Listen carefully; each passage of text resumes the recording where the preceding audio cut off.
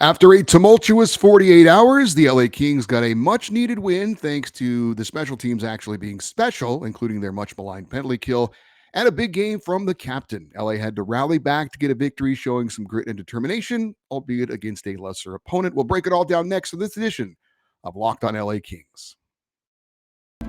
You are Locked On Kings, your daily podcast on the Los Angeles Kings, part of the Locked On Podcast Network, your team every day.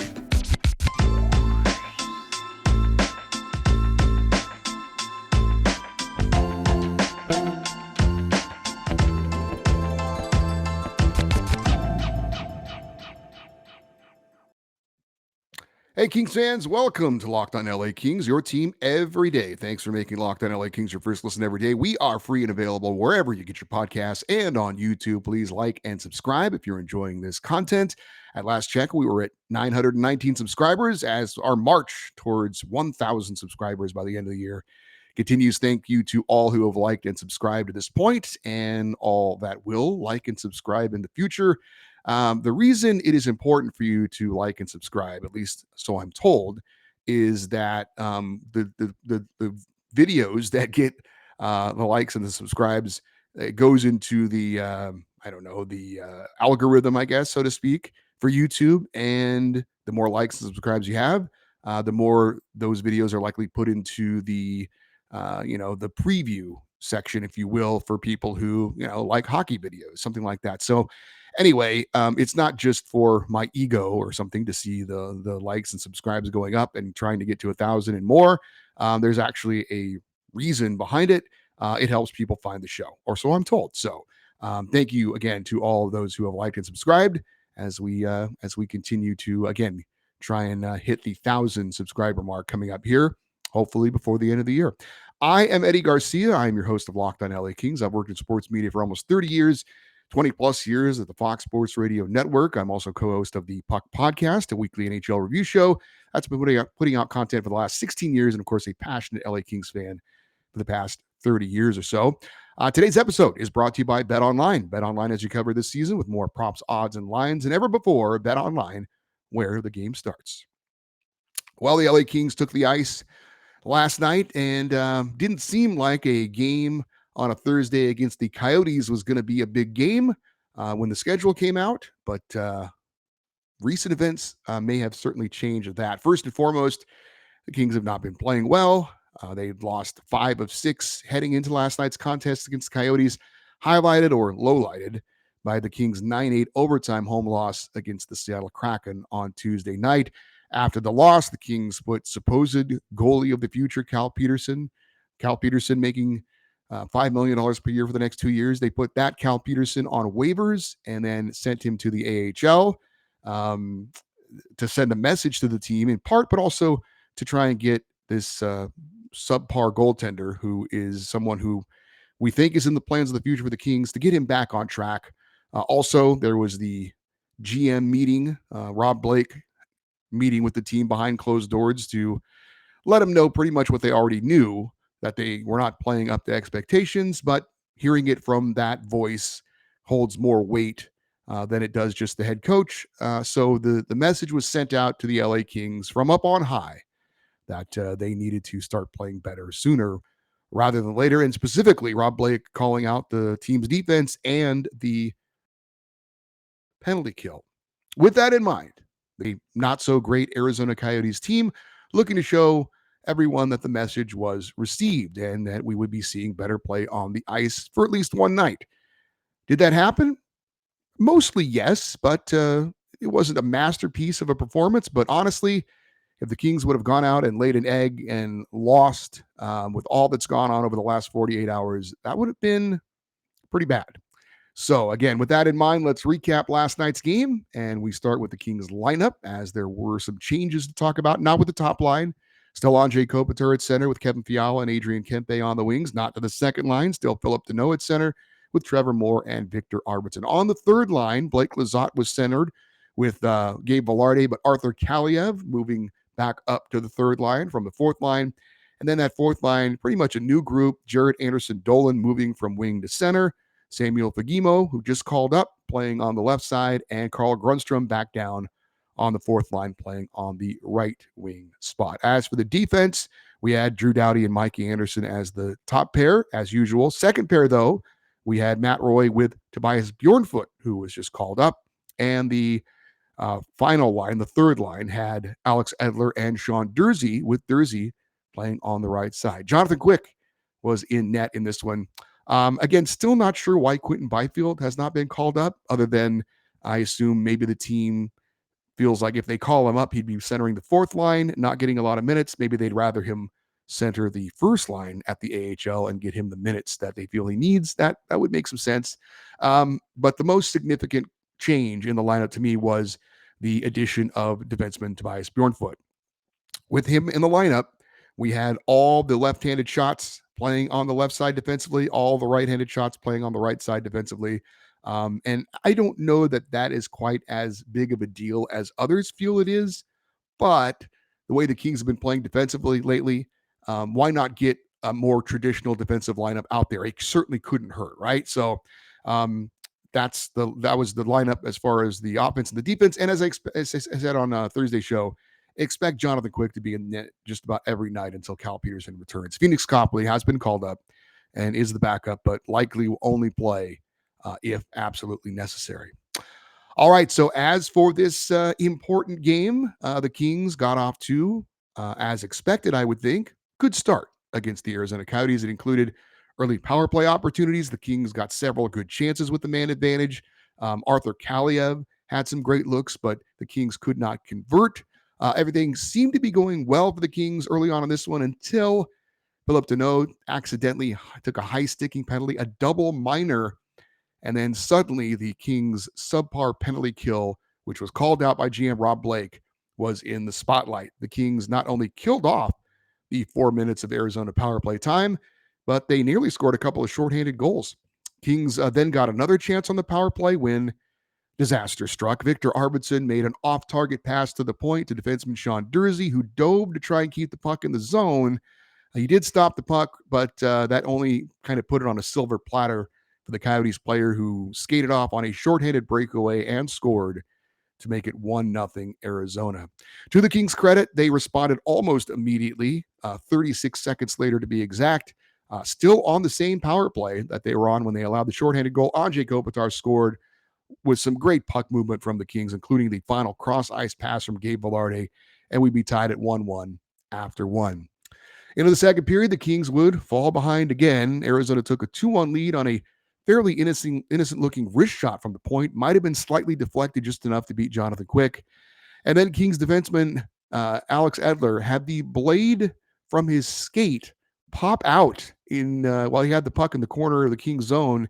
He goes down, loses the puck. Coyotes able to get the puck, feed it in front to a player who was wide open. He taps in the goal to make it 3-1. And at that point, you were starting to wonder if the Kings were just snake bit at this point. LA, again, to their credit, would respond, and the power play would get the job done again. More great puck movement. Sean Durzi making a nice play to hold the puck in the zone, made a cross-ice pass to Victor Arvidsson, who made an equally nice pass at the front of that to Trevor Moore, who was crashing. He deflects it in. That made it 3-2. And then later on his 25th birthday, Carl Grundstrom scored on a 2-on-1 break to tie up the game at 3-3. And that's where we were heading into the third period. By the way, congratulations to Samuel Fagimo, who picked up his first NHL point with an assist on the Grundstrom goal. So again, big third period for the Kings, and the captain, Anze Kopitar, would step up, skating four-side. He had some speed after a nice pass from Drew Doughty, went right around an Arizona defender and scored on a wrist shot just inside the far post to give LA the 4-3 lead. Kevin Fiala would put the dagger in with an empty net goal after some nice patience and a pass from Adrian Kempe, who set him up. And the Kings skated off with a much-needed 5-3 victory. We'll get more into detail on what we thought about the game and how it went down. But first, I need to let you know that today's episode is brought to you by BetOnline.net. BetOnline.net is your number one source for football betting this season. Find all the latest player developments, team matchups, news, podcasts, and in-depth articles and analysis on every game you can find. And as always, BetOnline remains your continued source for all your sports wagering information, with live betting and up-to-date scores for every sport out there. It is the fastest and easiest way to check in on all your favorite games and events, including the World Cup, which is going on right now, MMA, boxing, even golf. Head to betonline.net or use your mobile device to learn more. That is BetOnline, where the game starts. So, how should we feel about this come from behind win over the Arizona Coyotes? After all, it was against one of the worst teams in the league. And it would be easy to say that you feel relieved, but actually, I feel pretty good. And yes, it was against the Coyotes, but under the circumstances, I don't care. The Kings needed a win, and they got the win. The message was received, at least for one game. Rob Blake specifically called out the Kings' penalty kill, and the penalty kill units killed off all three of the Coyotes' power plays, which is actually a pretty good power play, including that double minor in the first period. As a matter of fact, Kings had the better scoring chances while Arizona had the man advantage. Trevor Moore had a breakaway that drew a slashing call that negated the rest of the Coyotes' power play. That was in the third period. And there were a couple of times the Kings actually had some pretty good shorthanded chances in that one. So the penalty kill specifically called out by Rob Blake, and at least for one game, the Kings penalty kill definitely got the job done. The Kings defensively looked better. Heck, they held Arizona to one shot on goal in the third period. One. Uh, in all, Arizona had 21 shots on goal in the game. Remember, Ottawa had 19 in the first period the other night.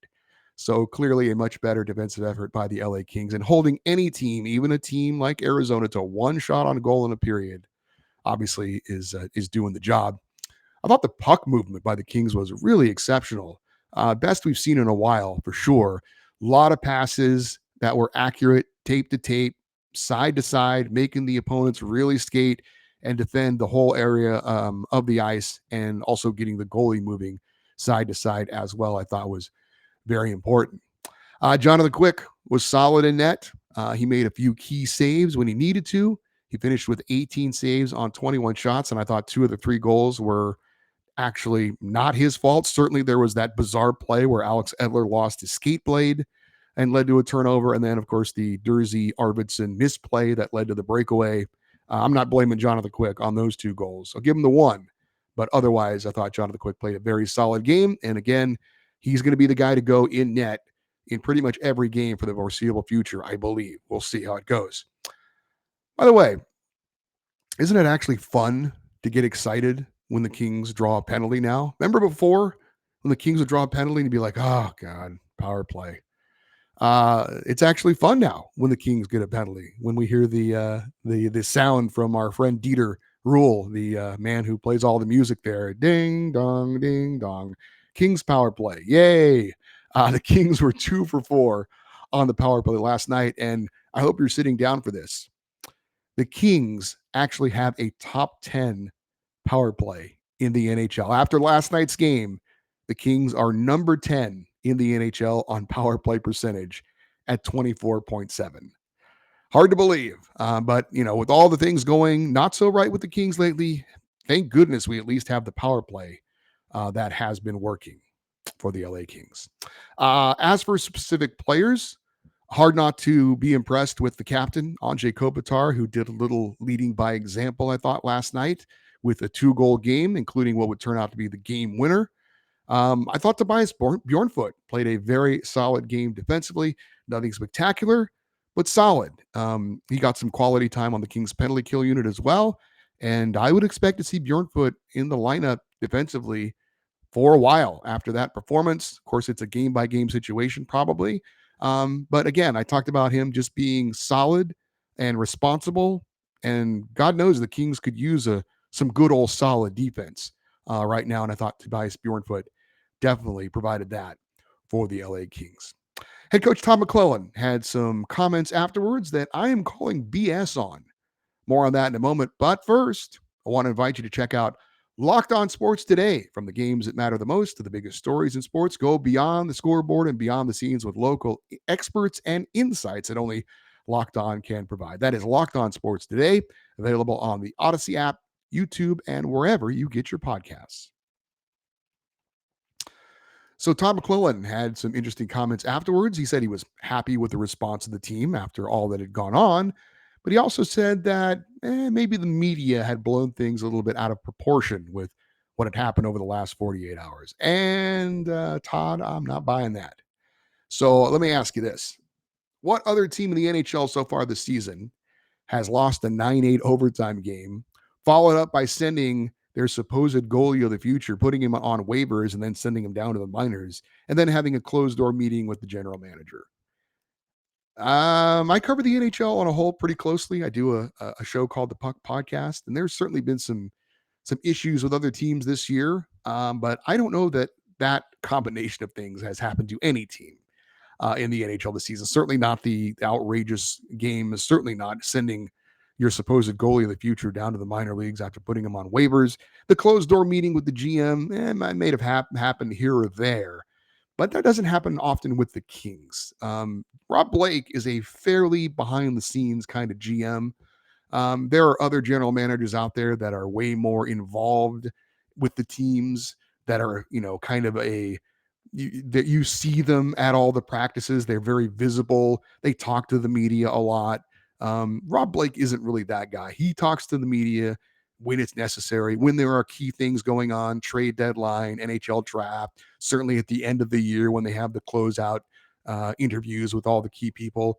But he doesn't, otherwise, he's a pretty kind of behind the scenes kind of guy. So for him to have a closed door meeting with the LA Kings, again, that is something that is newsworthy, and everything that's happened to the Kings over the last 48 hours, I don't think the media has blown it out of proportion. Now, again, I work in sports media. I work in sports talk radio at the Fox Sports Radio Network, and absolutely, do we in the media, especially when we've got 4-hour shows to fill, like to blow things up bigger than they are for debate and conjecture and all those kinds of things?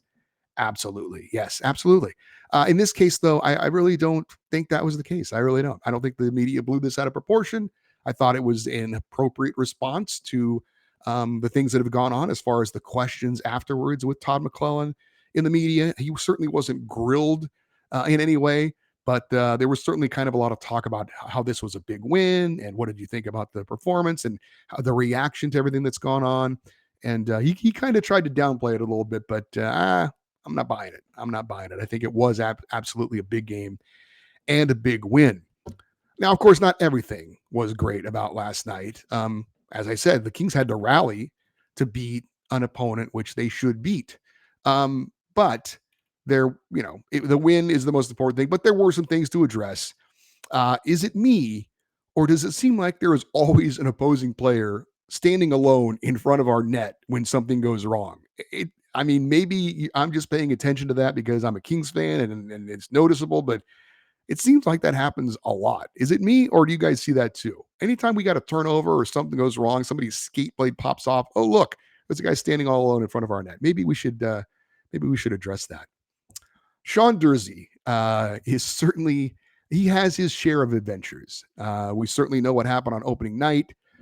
He had that play against San Jose, and then the play last night with Victor Arvidsson. Yeah, he wasn't solely responsible for that one. Kind of got hung out to dry by a bad pass from Victor Arvidsson, but never really a good idea to leave your feet and kind of dive to stop the puck when you're basically the lone player back in that situation. I know it was a power play, but he stops the puck and then he kind of put it on a silver platter for the Arizona player to skate down and score a shorthanded goal. In that situation, probably better to just let the pass go through, skate back, and play defense. Now, the other player might have the momentum going forward because he's starting from that direction, but at least you're back to help cut off a part of the ice. It's not just a clear-cut breakaway where a guy can kind of take all the time he needs to pick a corner. So with Sean Durzi, as we've said, with some of his adventures on the ice so far this season, hopefully he learns from it going forward. He is still a very young player. There are some very good things he does on the ice. I think, we talk about the quote unquote second power play unit, the Deneau power play unit. He plays a very key role on that power play unit. He does a great job holding in the puck. He's a great passer. I wish there was some way we could splice him and Tobias Bjornfoot together and have Durzi's offensive game with Bjornfoot's defensive game. He'd be an all-star player, but unfortunately that's not the case. But Sean Durzi has been kind of an obvious whipping boy. He's made some very glaring mistakes in certain situations, but he's a guy I certainly root for. He still has a ton of talent, but like I said, hopefully he can learn from these issues going forward at some point. But it does seem like he is in the middle of some interesting plays for the LA Kings. Are we due for some puck luck, by the way? I mean, we saw the shot off Cal Peterson's blocker that shot straight up in the air against Seattle, lands behind him, and then goes into the net. We had this bizarre Alex Edler skate blade popping off that led to a goal. I mean, I guess at the end of the season, they say that kind of thing kind of all evens out, but it certainly seems like it's not. We're not getting that right now as the Kings fans, right? When are we going to get that puck that makes a weird bounce off the glass and heads out in the front of the net where somebody's wide open to score a goal? I'm waiting for that. Hopefully, we see that coming up maybe on this upcoming road trip, because it certainly doesn't seem like we're getting any of those type of breaks right now. As a matter of fact, it seems like they're all going against us. But maybe that's just kind of the way things are going for the LA Kings right now. In the end, this game, let's put a bow on this win over the Arizona Coyotes. Again, under the circumstances, felt like a pretty big win. The Kings, though, as we've said many, many times this season, need to follow it up with another win and another win with a solid group of games together. But that's not going to be easy, because the Kings' next opponent is going to be a much better opponent than Arizona. It is the Carolina Hurricanes coming up on Saturday. They have been by many a preseason pick to win the Stanley Cup this year. Their season is not quite going as well as they had hoped, but it's still going very well. They're still one of the top teams in the NHL and in the Eastern Conference, and that's considering that things aren't firing on all cylinders for them at this moment. So that speaks to how good this team actually is. Now, after the game against Carolina, Kings go back on the road, 12-day, 6-game road trip that is tied the longest or most number of road games in a row for the LA Kings this season. So needless to say, there are going to be some challenges coming up for the LA Kings, and hopefully, fingers crossed, this win over the Arizona Coyotes at least helps them to move in the right direction, helps them to feel a little bit better about the way that they played. Because honestly, if they had lost this game after everything that had gone on over the last 48 hours, I would have felt pretty bad. I know Todd McClellan kind of tried to downplay those things, like we said, trying to make this a bigger game than it was. I don't know. Felt like a big game, felt like a big win. Again, don't want to make it out to be the greatest win of the season, because it wasn't. But under the circumstances, like I said, the Kings needed a win. Kings got to win, and now hopefully fortune can change a little bit. The defensive play we saw last night against Arizona, hopefully going forward, the penalty kill we saw last night against Arizona, hopefully they can take that going forward into the next game and for this big upcoming road trip. All right, coming up on Monday's show, we're going to recap what happened against Carolina on Saturday and preview the first couple of games of that road trip, with the Kings playing in Ottawa on Tuesday and in Toronto on Thursday. Plus, we'll tell you how Cal Peterson did playing down in the AHL over the weekend as well. We'll give you the numbers. Hopefully things looking good as Cal Peterson hopefully starts his road on the way back to the NHL. Hey, if you have any questions, you can always shoot me an email. The email address is lockedoneddie@gmail.com, EDDIE, lockedoneddie@gmail.com. We are on Twitter @LockedOnLAKings, and there's an Instagram page as well if you're into that kind of thing, which is @LockedOnLAKings. Thank you for making Locked On LA Kings your first listen today. For your second listen, check out Locked On Sports Today. From the games that matter the most to the biggest stories in sports, go beyond the scoreboard and beyond the scenes with local experts and insights that only Locked On can provide. That is Locked On Sports Today, available on the Odyssey app, YouTube, and wherever you get your podcast. I'm Eddie Garcia. Thank you so much for watching and listening to Locked On LA Kings. Hope you have a great weekend. And as always, go Kings go.